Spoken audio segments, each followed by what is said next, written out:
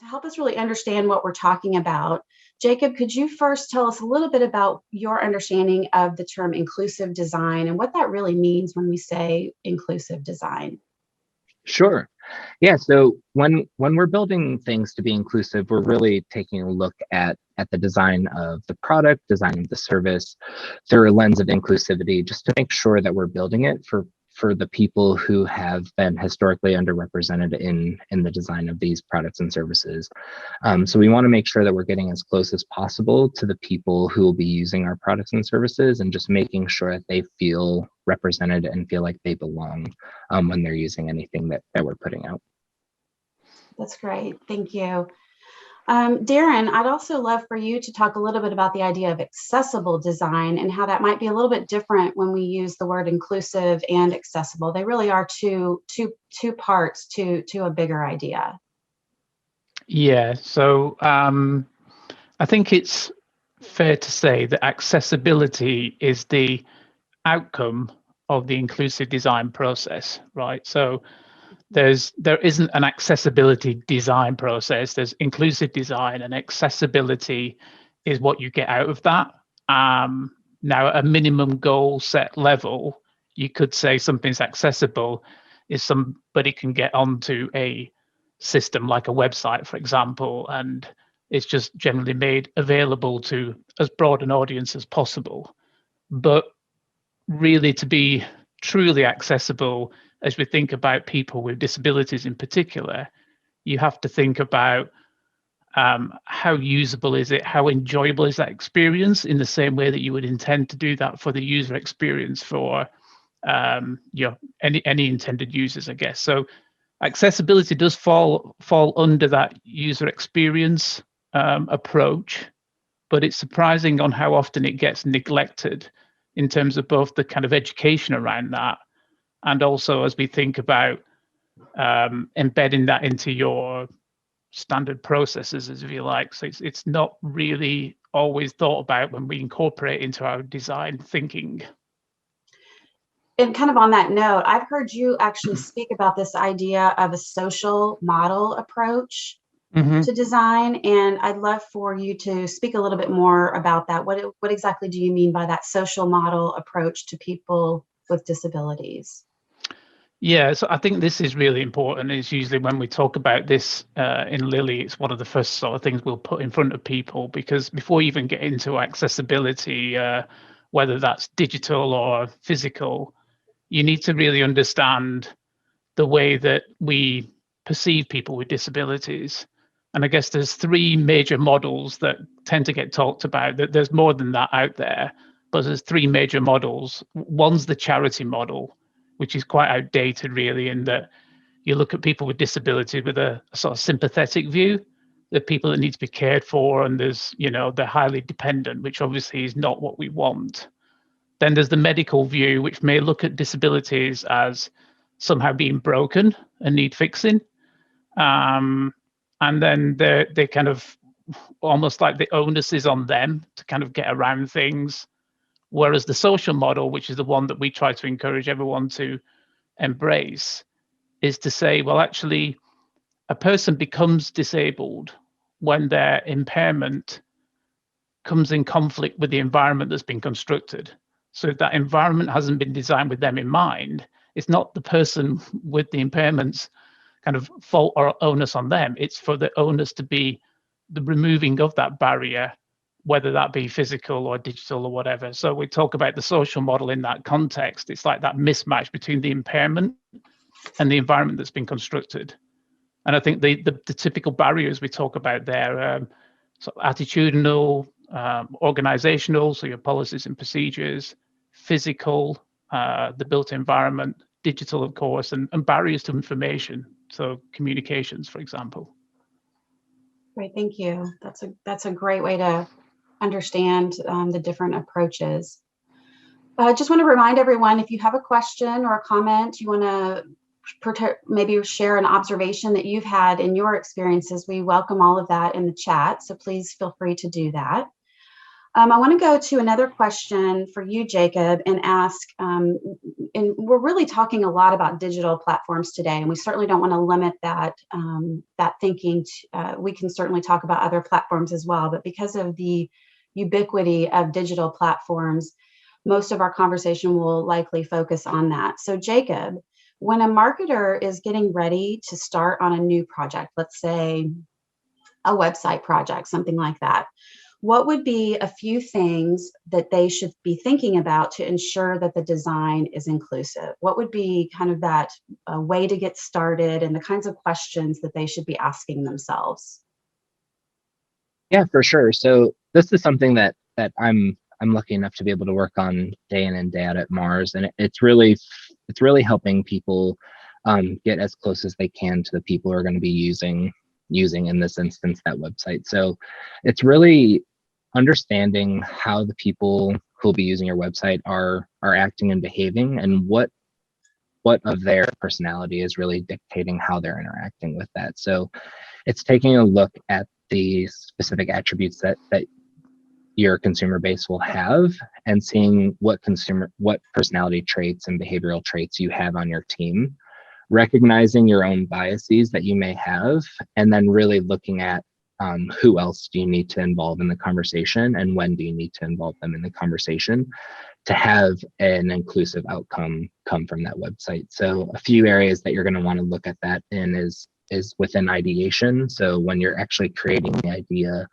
bringing in people to help you create that idea, whether they're from your consumer base themselves or from areas within different departments within your company, just so you can get a different perspective, and so you can have a more holistic approach to the product or service that you're developing. You also want to take a look at more inclusive practices when you're doing user research and testing. So you want to make sure that you're reaching out as broadly as you can to as many different people as you can, to have that input as often as you can within the experience. So at Mars, for example, we conduct most of our projects within 2 to 3 week sprints.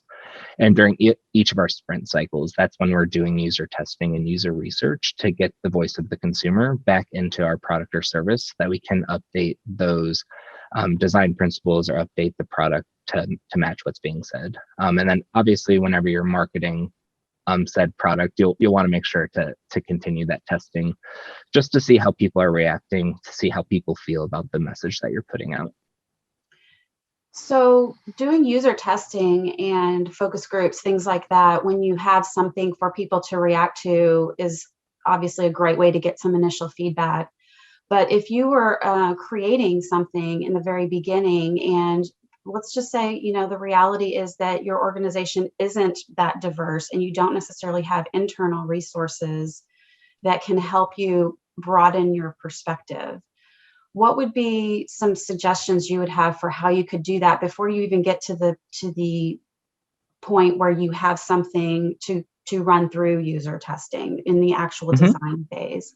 Do you have any suggestions for how people can kind of overcome maybe a lack of diversity in their design group? Yes, definitely. So there are a few things that we do and that other people can do as well. So the first thing is just understanding that you actually don't need to be a researcher to be able to go out and have conversations. These conversations don't need to take place in a formal environment. You don't need to go out and hire somebody to recruit consumers for you and then sit down with them and then show them this beautifully designed website. It should happen early, and it should happen often, and it should happen just in the environments that you're already in. So inviting friends or family who have different perspectives than you, inviting coworkers who have different perspectives from you, and actually just showing them, your idea on paper, whether that be like we have concept development sheets that just in words explain what a concept is going to be, or on paper, just like drawing up a website and showing them, here's kind of what we're thinking, but it's literally a piece of paper, is another great way to elicit that feedback. And there's a weird psychological trick behind it as well. So the earlier you show somebody a project that you're working on and it doesn't look finished, the more likely they are to give you very honest feedback. because it doesn't look like you spent a lot of time on it, they're not worried about you having to go redo the work. So they're just going to tell you how they feel about it pretty early. That's an excellent point. I think that holds true on really all feedback for design across the board. You know, something that actually came up in our last. Just going to add something to that. Sorry. Yeah, no, go ahead. I think one of the things that we've been trying to encourage in terms of with a specific lens from disability perspective is that before you embark on doing anything, whether it's creating a website, whether it's just creating a communication material, an event itself, is just stop for a moment and ask yourself the question, what if I couldn't see or couldn't see so well? How would I experience this? What if I couldn't hear or hear so well? How would I experience this? What about if I didn't have, if I had issues with my mobility, or if I even thought differently about this? And almost stopping and asking yourself those sort of simple questions can lead you into thinking, I need to learn more about how this is going to work, right? You're not expected to have the answers, but by doing it, you give yourself that chance to start almost reflecting, if you like, about what is in front of you. And there's a really great quote that kind of reflects that, and I can't attribute it because it's been said a lot of different times, but it says, if you forget to intentionally include, you're going to unintentionally exclude people. Mm-hmm. So it's just making sure that you recognize who's going to be using your product, and that could be, you know, anyone, and just asking the questions that they may be asking as well. Yes. In our last Shoff Chat, something that came up was that the idea that people with disabilities are actually the largest minority group, in a sense, in the country, and that a lot of disabilities are unseen. And so a lot of people have disabilities that we don't necessarily recognize that they have. And so I do think that if you are intentional about asking people, you might actually be surprised at people who are willing to participate in giving you that feedback, or know people who could help give you that feedback, even though you didn't necessarily recognize because they didn't have a visual disability that you could see. So that is an important thing to just be sure you're asking those questions. And I think what typically happens is that people, when they think of people with disabilities who may have issues with digital accessibility, they immediately attribute to people who are blind or have low vision. And that's understandable, because it's easier to kind of understand that, well, of course, they might not be able to see everything on the screen. Therefore, we need to think about what things help those people. But when you start really looking at this deeper, it is way broader than that. You know, it's obviously people with hearing loss who could have problems with some of the information that is projected in an audible way and no other way. You also run into issues around people who have dyslexia or other processing difficulties. So how that kind of stuff is laid out on your screen. So I think that when you start looking at even things like color blindness and how that can impact somebody trying to interpret what is on a screen or what is in front of them, can be quite challenging. So I think that is one of the other things to consider when you get into that design piece. Don't just assume that, oh yeah, we must cover this off for people who can't see the screen. It is much broader than that. Well, let's go a little bit deeper with that, Darren. If you can give us some other examples. You've just brought up some really great ones that may not even be on the radar for people: dyslexia, color blindness, things like that. Are there other types of things that marketers might unintentionally do by introducing barriers that we just need to be more aware of? Yeah, and I think that tends to be what happens, not just from marketers but from everyone, right? That people, because nobody gets up in the morning and thinks, I'm going to exclude these people, but you just simply don't realize some of the things that you're putting out there isn't as accessible as it could be. So, for example, I'll use the kind of acronym that is used and is actually used as sort of the foundation, if you like, for the web content accessibility guidelines that have been adopted pretty much across the world, right? Most countries have adopted them in some way or another. And that acronym is POUR, P-O-U-R. So the first piece is around perceivable. So how easy it for you to perceive the information that's in front of you. So for example, I mean, I'm registered blind or legally blind as you have it in the US. If somebody just sends an image, and whether that's on a website or in an email to convey the information with no alt text description behind that, then that is useless to me. It won't even read it, or it'll just say image 3750 or something like that. And equally, those people who are maybe looking at videos and have deaf or hard of hearing, if they can't, there's no closed captions with that or transcript with that, then they're not going to understand what is being said in that video. So, I mean, they're kind of some of the obvious ones, but then you get more into things like, well, I'll talk about the next one really about operable, which, we start talking about, can you move around that platform? Is it clear how to navigate that? And one of the easiest things that anybody can do to test how accessible, certainly from an application or a website perspective, is just try and do it with the keyboard only, right? And you don't need any special tools to be able to do that. If you built a website and you can navigate it with just using your keyboard, tabbing around the website, and it shows you focus-wise where you are on those links and buttons, etc., then you're already in quite a good starting point in terms of how accessible it is. But you'll find probably so many of them aren't built with that in mind, because immediately we think that everybody's going to use a mouse to go on a website. And again, from my preference, that not only benefits people using screen readers, because they tend to just rely on moving around with a keyboard, but obviously people who have some dexterity issues in trying to get around. So that's another kind of piece, the physical element.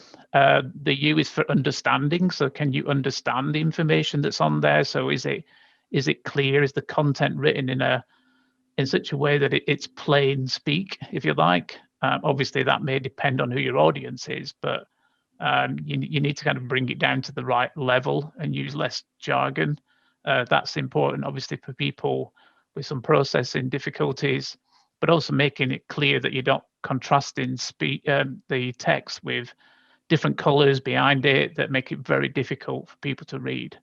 And I think the final one, which is the R for robust, is, does this work with a sort of multitude of devices and also with assistive technology such as screen readers, speech to text, that kind of technology. That's great. Thank you. That's very helpful. Jacob, could you tell us a little bit about an inclusive design challenge, perhaps, that you have faced in some of your work and how you dealt with it? Sure. So one of the big challenges with the pandemic from a business standpoint with Mars obviously came around the holidays that we're most well known for, so Easter and Halloween. And last year for Halloween, we released a virtual trick-or-treating app that allowed, well, it was supposed to be kids to go around the neighborhood, click on somebody's door, and then, they get candy credits that they can then turn in for actual candy at like Walgreens or Walmart.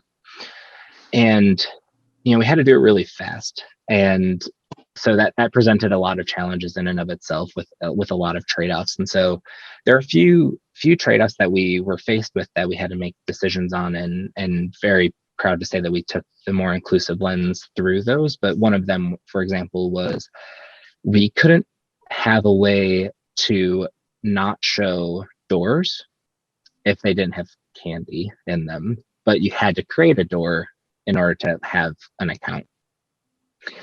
And so the one of the solutions brought up was introducing a pay gate. So in order to participate, you had to pay to put candy into your door, and if you didn't, then you couldn't go trick or treat, or your kids couldn't go trick or treat.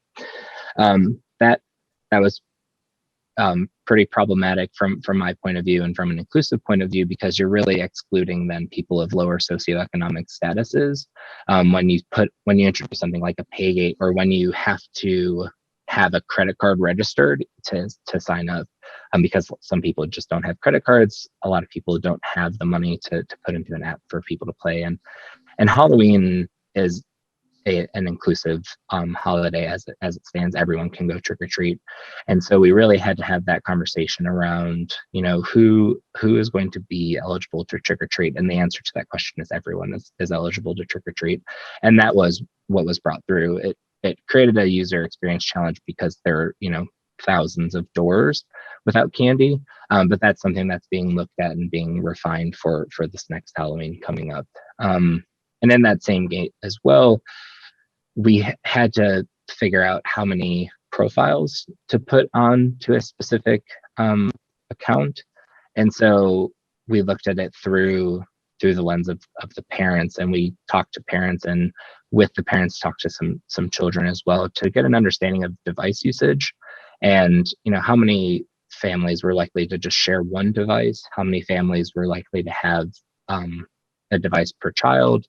And that kind of helped inform how we were going to set up the profiling system, so that we originally were going to have it so that only one profile per device, but we needed to make more than one profile. So I think we maxed it at like 10, because you have to have a maximum. We maxed it at like 10, and that helped people who are just sharing one device be able to trick or treat as well. And that presented a whole lot of different challenges of, making sure that kids aren't stealing each other's candy from the different profiles. So it was fun.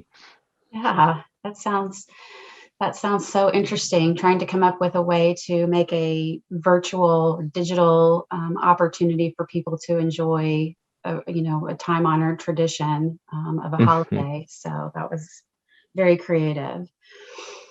I'd like to take a little bit of a detour here and bring on another one of our guests, Carly Latuzik, who is with One America. Carly and I were talking a few weeks ago about a challenge that she's currently working through of making the One America primary website more accessible for people with disabilities. And, it's great if you can start a project and thinking about inclusive design from the very beginning, and thinking about how you can create something fresh and new that meets all of the needs. So I think it's kind of another thing, though, when you have an existing digital platform that has served a great purpose for many years, and you want to go back and kind of retrofit or remediate any issues that you think are there in order to make it more accessible. And I think that's kind of the situation that Carly found herself in with her team. And so I just want to talk a little bit about that, because I think there will be some different challenges there when you're working with an existing platform. So Carly, tell us a little bit about the experience that you've had. Yes. Thank you, Catherine, for including me in the conversation today. I've actually been furiously taking notes about all the helpful things we've been hearing from Darren and Jacob during this chat. Because at One America, we have done a lot of learning over the past several months. And what we've learned is that inclusive design is a muscle that you have to flex to get stronger. Most people may start this journey with little knowledge about what an accessible experience even looks like, and that's okay. But what I've learned is that it is important and worth every challenge you'll have to face. But if you're just getting started, remediation is a part of your journey, and it can be overwhelming. So I have 3 key things that I just thought I would share today of what I have learned that may help you. Number 1 is establish priorities. So what do you need to focus on first that will be most important to your customers or clients?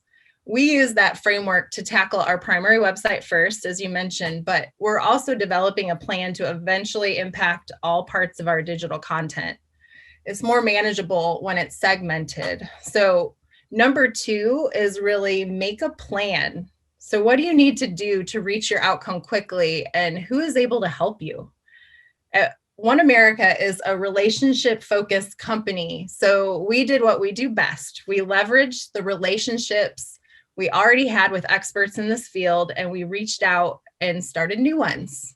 Through our experiences to get compliant, we flexed those muscles that I was talking about. We wrapped a core team around this effort and we got started.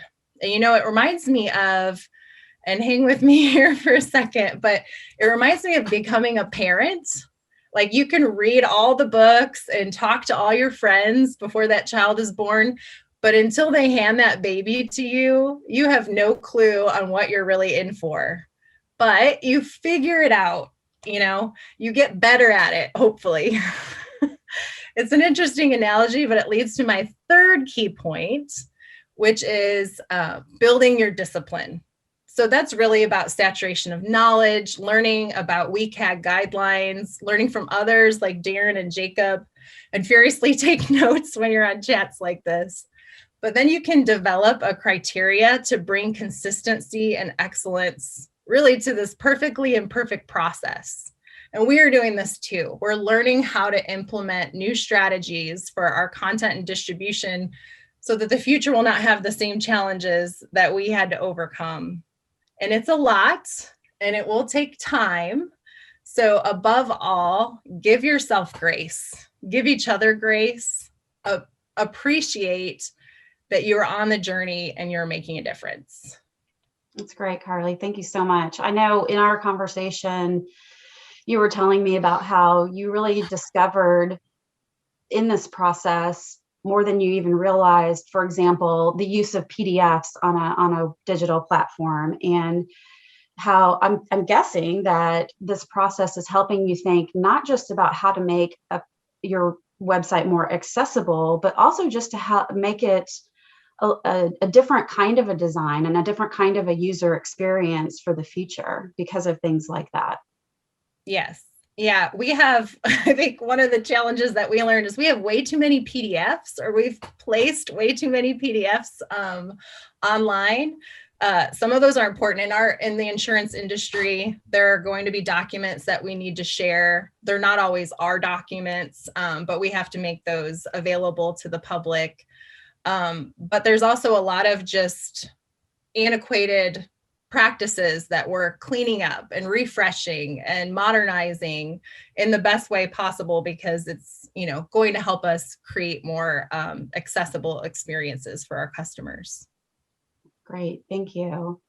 Could it come in there as well? Because I love the analogy about having the baby, by the way. I think it is as you said, it is a journey, because a lot of people often say freeze when it comes to this point, that they sort of see so much there that they don't know about initially, and wow, there's a lot to do here, a lot to tackle. But the best thing is to just start getting in and, as you said, prioritizing those pieces. I was just thinking around what you were just saying about making it accessible, and I think the thing that we always try and talk about is that not only do you make it more accessible to people with disabilities, but when you do that, you actually make a better solution for everyone, because the tendency is that obviously we live in a world as well where we've got an aging population, and even though there's people of a more senior age might say, I might not have a disability, what tends to happen is you start unfortunately failing in certain parts of your senses and your body as well. So you do struggle with interacting with things, especially on a digital platform level. So making a solution that's kind of simpler and more intuitive with those people in mind will actually make it better for everyone. That's great. Thank you, Darren.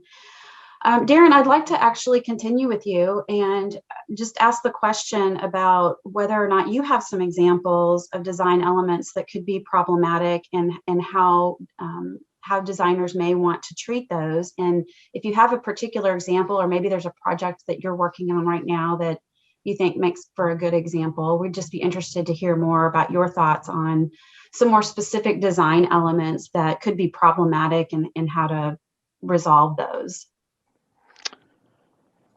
Yeah, I mean, there's a whole realm of things that we typically do and don't think about, but I suppose the immediate things that spring to mind are often just things like forms on sites, right? How you go and fill one of these things in, whether it's a survey type thing or if it's just a form to go and register for, even say a webinar, but for some sort of product or to be informed of something. And there's some really basic things even there where we run into, and you will have the fields being described over to one side, which when you're magnifying on a screen, you got to imagine that, for example, I do use a magnifier as well as a screen reader, that you're magnifying a screen maybe up to like 12 or 14 times normal size, right? So if you're only looking at 1/12 of that screen and you're looking at that field, all you're going to see is the field block itself and at best what's above it. So kind of simple things about where you put the description or the label of that field makes so much difference for people, for both from a screen reader and from a kind of user intuitive standpoint, rather than being somewhere over here on the left where it doesn't appear and it doesn't kind of read out what that is. So that's a kind of simple one. I mentioned before about colors and things around, if you stick with that and think about forms, what quite often you get is either, these fields need to be completed that are marked with red, and a red color can be, for some people, it just doesn't appear in their vision. People maybe like monochromatic vision, for example. And obviously, if you can't see the screen anyway, then that's of no benefit. So it's not saying do away with the color aspect, but have another aspect as well that helps you. So having something that says marked with an asterisk or some word that tells you that it's a mandatory field and you can't progress otherwise. Because these things are just incredibly frustrating for people and can be a real turn off ultimately about whether you stick on a site or not. And I've been on many sites that you can't even get past that first point, and yet it's so kind of simple to fix, really, even from a remediation or from a a design standpoint. So I think that one's quite a simple one to explain and make it clear about where you have errors if you're not being able to kind of complete that form. I think another one that we see quite a lot is, again, going back to the colors aspect, is when you rely on colors to kind of explain to people about a certain thing, which happens quite a lot with things like graphs and charts or status indicators. And again, trying to combine things like shapes or patterns as well as a color. So don't just solely rely on that, but making something clear for those people who can then look at the key or the legend there to say, okay, I can't decipher between that color, but I understand it's this pattern or this shape that I'm looking at will tell me, if I've got problems or where I need to look at the data. So I see those kind of things quite a lot. And again, they're not that difficult to fix. That's great. That's really good insight. So Darren, let's start with you, and then I'll ask Jacob the same question. Do either of you have some examples of some brands that you've seen just out in the world that you think have actually done a pretty good job of accessible and inclusive design? Yeah, I mean, I would say that a couple of the ones that everybody will know.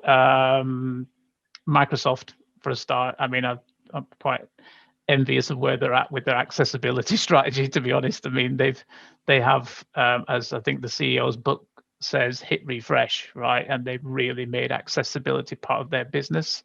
So not only with the tools that they provide and the features like check-in accessibility feature that's in all their applications now, so anybody can use that, using things like Teams where they've got, all sorts of helpful accessibility add-ins like closed captions available, those kind of things.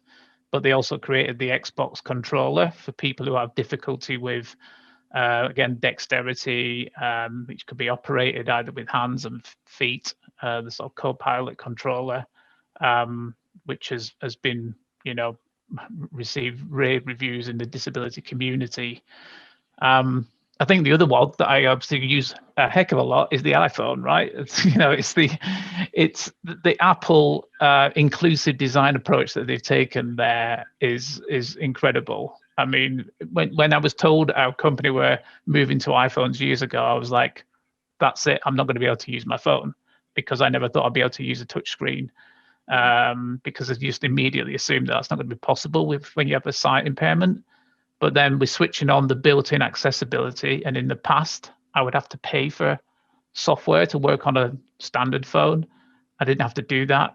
And it's amazing what they built into not only that, but the applications and designs, and that essentially, if you create an app on the iOS platform, you'd have to break their accessibility guidance in order for it to not be accessible, which is a perfect example of how you've really done that from an inclusive design perspective.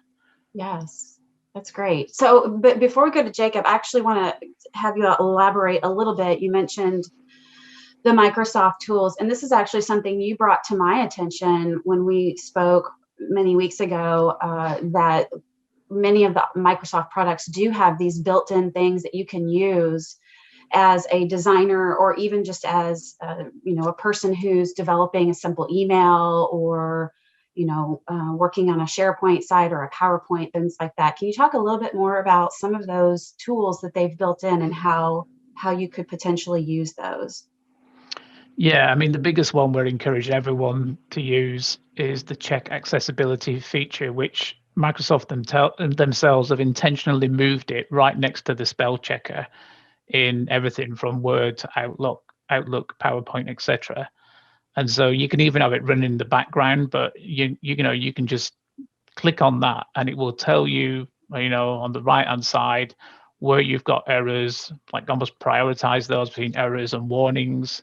It will talk about all those things that I mentioned. It'll talk about color contrast. It'll talk about, you might want to check the reading order. It will also tell you if you've got some images that have not been described with alt text, things like that, which is just an amazing feature. And as I've already started to see it make a difference with those people adopting it, things that I receive have started to have that description attached to it, which is pretty, incredible just having that to hand. So you can all become like a mini expert just by looking at the stuff that it's telling you, right? So I think back to Carla's point that, you can already just dive in and start understanding accessibility because it explains where the issues are with that. So I think that's a really good one. I suppose in PowerPoint itself, there's the ability to even turn on captions in there, and you can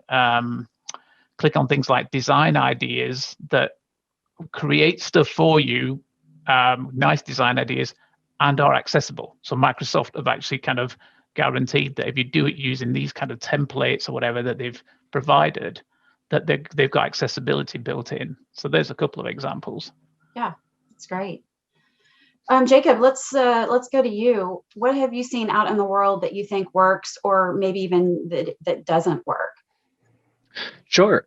So I think one of the examples that, and I just thought of this yesterday, I brought it up on our conversation a little bit earlier, but there's a video game out there. It's called Senua's Sacrifice, that I've played as begrudgingly as I could to get through it. It's a little frightening at times, but it was designed to be that way. So the intent of the game is you follow this woman who has schizophrenia throughout her quest. And the way that the studio actually approached the game was not to assume that they knew how to show what schizophrenia looked like, just based off what they've read. They actually brought dozens of people who have schizophrenia into the conversation and had them be consultants throughout the project to see if the way that they actually designed the experience matches the experience that they have. And overall, it's an incredible game that has received high praise from a lot of the medical community around schizophrenia because of how well it portrayed the actual mental illness. So that was an incredible thing to experience, and to see the making of it was really cool and really user centric. So something I'm a huge fan of. And then Google, of course, has an incredible inclusion team that's really focused on helping in each of the products that they're developing. I think one of the the ones in particular that I find to be most interesting is their Google Lens, or the Google camera, that's now embedded into the Google Pixel. So when they first started the product development team, they were white people, and they were developing a camera, specifically night sight, to make sure that they could read the pixels. And this team recognized that, the camera could pick them up, but would it be able to pick up people in different skin tones? And so that's when they reached out to the product inclusion team and brought in people across Google. A lot of their consumers brought in people with various skin tones to test out the night sight feature within Google Lens. That's great. So those are the ones that I really appreciate, but there are a lot out there for sure. And, Jacob, in our conversation several weeks ago, you were telling me, Google doesn't necessarily always get it right either. I believe there was an example you shared with me where they needed to kind of rethink some of the things they were doing. Do you remember that? I believe so. If I'm trying to remember that conversation. I think one of the big ones that they've kind of gone back to the drawing board on, of course, is Google Glasses. Was one that they recognized kind of wasn't going to hit everything that it needed to in the inclusion category. And they've brought that all the way back to the drawing board. And the Google Assistant is another one where they've been continuously making improvements as well. I have to be careful because I have a Google phone and it's probably going to activate in a minute. But the Google Assistant is, and really anything to do with artificial intelligence, it is a challenge when it comes to inclusive, because there is just no telling. This came back from Google. There it goes. There's just no telling, what situations that the artificial intelligence and the assistant is going to be put in. And so they're continuously pressure testing it and having people from around the world go into the product and have these conversations with the assistant to try to put it into situations where it may come back and be a little exclusive or very exclusive. Like every time it listens to me when I'm saying things. So. That's great. Thank you. So I want to just offer one last opportunity for anyone who has a question or a comment or just wants to share something. If you want to put that into the chat, we still have just a little bit of time left before we close things out to bring those questions forward. I think, so Jacob, is there any particular resource or thing, I don't know if it's a website or other resource that you think would be helpful to people? We'll include links in our follow-ups to everyone, but I don't know if you think maybe there's an organization that you think is a really great resource that people could potentially go to learn more about inclusive and accessible design.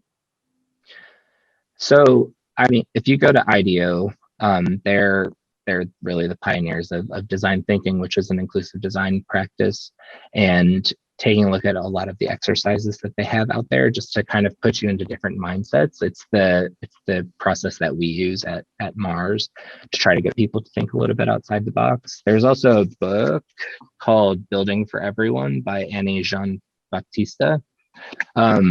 She leads product inclusion at Google. It's a really great book, and it shows you how to get started and what really to look for within your product design. Great resources. Darren, do you have any of your favorites that you would want to include?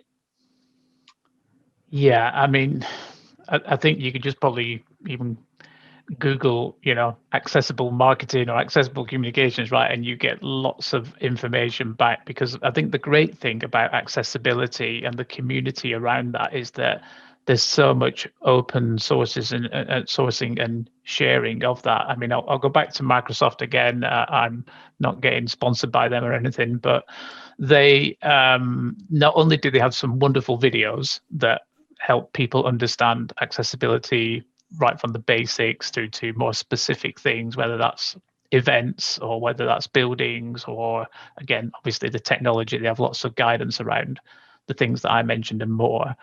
But they have a really good learning platform that's kind of fairly short. I think it sort of recommends up to sort of 2 hours. Depends how much time you want to spend clicking on every link that's available to you there. But it's got 4 modules as part of that, and it's basically called Accessibility Fundamentals. I think I provided the link to that. And it's great because you can go through that in your own time, and you can really learn, many of the aspects that we talked about today. And by the end of it, you can get yourself a little badge as well, which is always nice to sort of say that you've completed that. So it's a really nice way to get a good grounding. Yes, it's got obviously some Microsoft specific stuff in there about the things that you can use, but it does start talking about broader digital platforms as well. So I would definitely recommend that for anyone who just wants to kind of spend a bit more time getting to know things like that. And what was the other one I was going to mention? Completely forgotten now. But I think that, as I said, if you just go out and kind of take a look, that there's lots, and to be honest, it's learning from other organizations that has really helped me and my colleagues keep moving. And it was interesting, like you said, Google, they're not perfect. Microsoft aren't perfect either, right? It's all about, as Carla said, giving grace and just learning from each other about what works. So I really think that's the best thing about this whole accessibility community. I think so. Colin shared a comment about he wasn't really focused on the check accessibility feature in Microsoft, but that he'll definitely add that to his repertoire going forward. And asking about some of these other tools that you've mentioned, I think that just the idea of awareness is probably the first hurdle, because it's, as you start to think about, I want to do this, I want to incorporate this into my way of thinking about my work, it becomes pretty obvious as soon as you start really looking around that there really are a lot of these kinds of resources that are available. You just have to look for them. Yeah. The web content accessibility guidelines, of course, that I share a link to. I share a link to a kind of quick reference guide, because that can be overwhelming looking at the detail of that. But what it does help you, if you just try and look at it from a high level perspective, is to understand some of those points I mentioned earlier, because it's not just applicable to websites. It can be apps, it can be anything really. When you start thinking about that, what you're putting out there, is it perceivable, operable, etc. So I think they're great resource to go to. And beyond those guidelines on that site, you can go into sort of learning more about the business case for accessibility and the value behind doing this. It's not just the right thing to do, it's really good for your business as well. Right, definitely.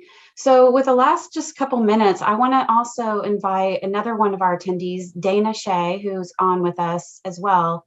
Dana, I'd love to have you share a little bit about the work that you do, and maybe you might have some recommendations or resources. We had an interesting conversation a few weeks back, and you were sharing with me, some of the ways that you think about approaching accessible design. So, any words that you have that might be helpful to the rest of the group?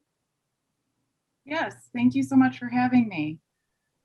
So essentially, I have quite a diverse background with designing for accessibility. I worked as a software developer and computer programmer for touch-based media. So it was mounted directories for malls, apartment buildings, airports is most commonly where you see these devices. In addition to that, I also worked as a consultant for web accessibility, where we updated a bunch of websites to make them more accessible to end users that have disabilities. And in addition to that, I've also worked in print media. So ensuring print media is accessible to end users utilizing alt text, tags, color contrast. And so incorporating all of these different elements and all of these different types of media, I just wanted to touch base on some useful design tips that could be helpful moving forward to any designers in attendance. In touch-based media, when you're working with mounted directories, you're not only trying to accommodate end users that may have visual or auditory disabilities, but think of somebody who might be in a wheelchair.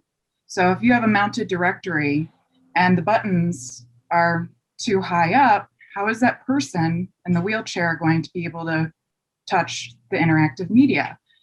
So during my time at that company, we actually integrated alternate design layouts. So the individual that was in a wheelchair, they press a button at the very bottom of the screen and it shifted the entire design layout. So it was completely accessible to the end user in a wheelchair. So the keyboard access, all of the buttons, anything that you needed to navigate to, they had equal access to that information. In terms of print or digital media, it's coming from a design element. I know as designers, we want to make things look pretty. And maybe that incorporates using all caps or a lot of kerning or all lowercase. But when we're using screen readers, sometimes that gets in the way of interpreting that information. So we found that using the screen reader with Apple products, it often read all caps information as individual letters instead of a sentence.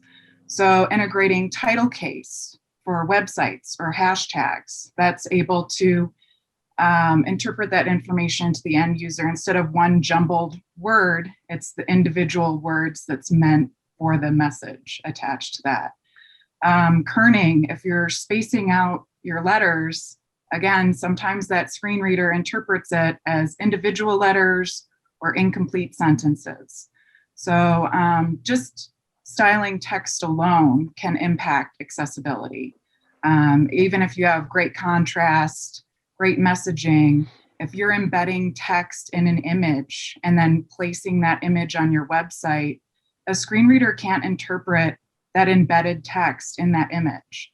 So if you're going to be embedding text in an image for a stylistic point of view, ensure that you're adding the alt text that's appropriate so it can communicate to the end user the message that you're trying to convey, just to provide an equal opportunity for an enjoyable experience, no matter who's using your product or service.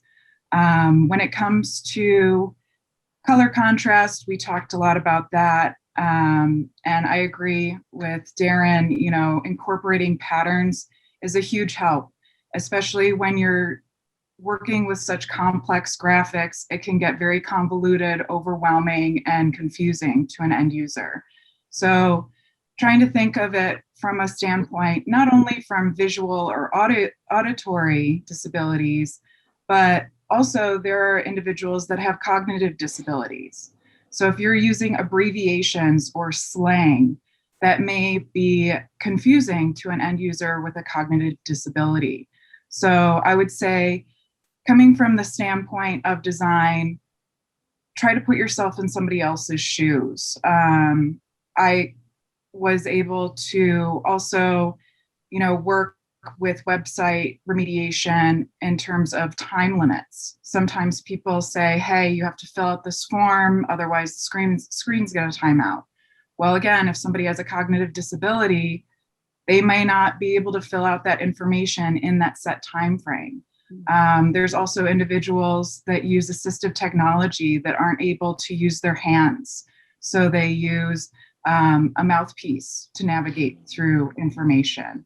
And so with that said, when you're having pop-ups or different screens, or maybe you're logging into a website, they have a pop-up to set a reservation for a hotel booking or something like that.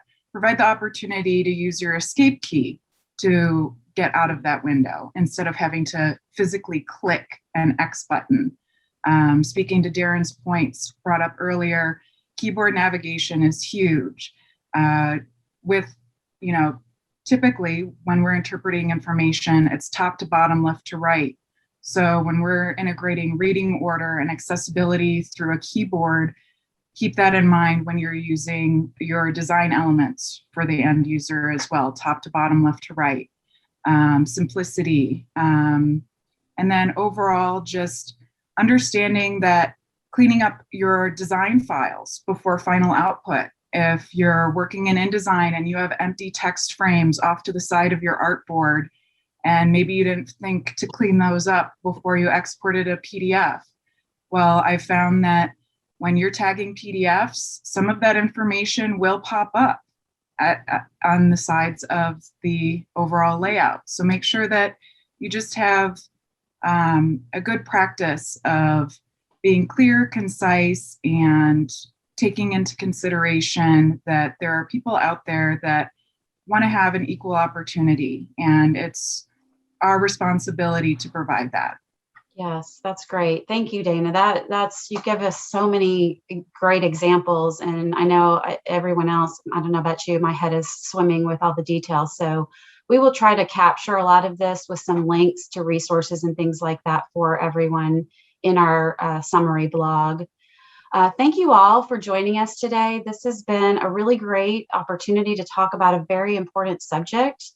Our next Shoff Chat will be on April 29th and will be about communicating well in a hybrid environment.